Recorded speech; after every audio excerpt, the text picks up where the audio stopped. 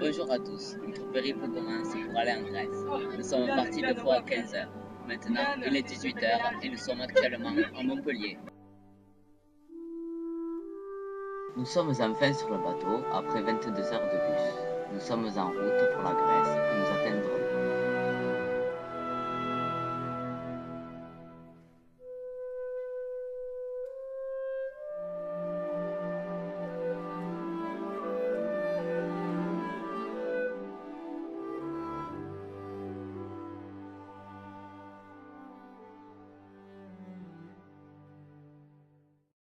Ce sanctuaire dédié à Hadès et son épouse Perséphone était le plus célèbre des pires. Les vivants pouvaient y interroger les âmes des morts, d'où son nom Necromanteion.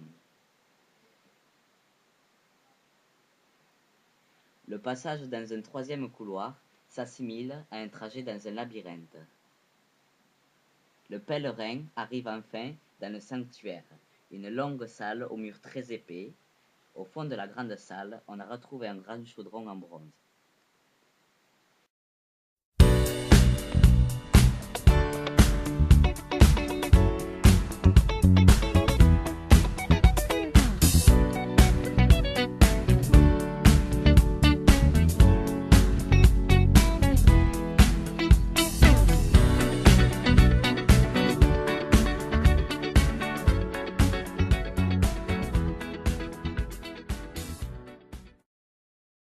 On peut voir ici la tête de cariatide faite en marbre parien.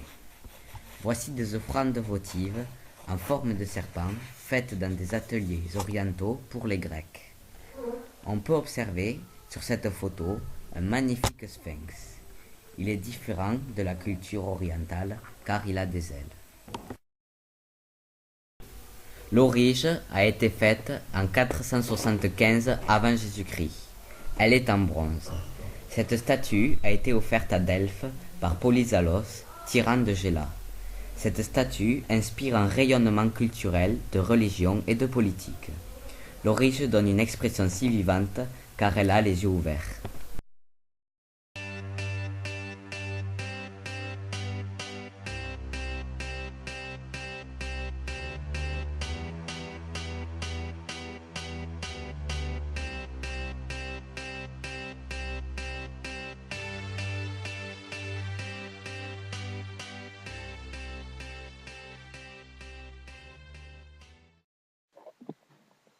À quelques kilomètres de Delphes, un monastère byzantin dont les églises datent des Xe et XIe siècles présente lui aussi de remarquables mosaïques. Le monastère d'Ossios Loukas. Loukas était un ermite qui vivait ici au Xe siècle et y mourut en 946 ou 949. Il y avait construit une petite église qui devint ensuite un lieu de pèlerinage et le cœur d'un monastère. Les constructions actuelles datent pour l'essentiel du XIe siècle. Elles comprennent un monastère et deux églises dédiées, l'une à Ossios Loukas et l'autre à la Vierge. Sur la façade de l'église principale, certaines pierres ont été prélevées sur un sanctuaire antérieur, consacré à Déméter. Des fresques sont utilisées sur ce mur. Dans ce monastère, 3 moines sont présents. Le travail de moine est très difficile. Ils se lèvent au lever du soleil, ils font des offices religieux. L'après-midi, ils travaillent dans les champs et font leur repas pour les pèlerins. Un higoumène dirige et prend les décisions principales.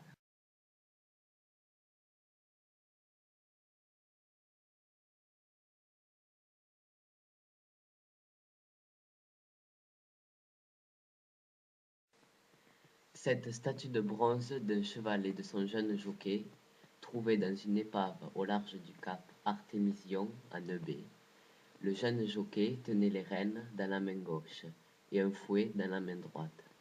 Les plis sur son visage, et notamment sur son front, révèlent l'excitation et la passion.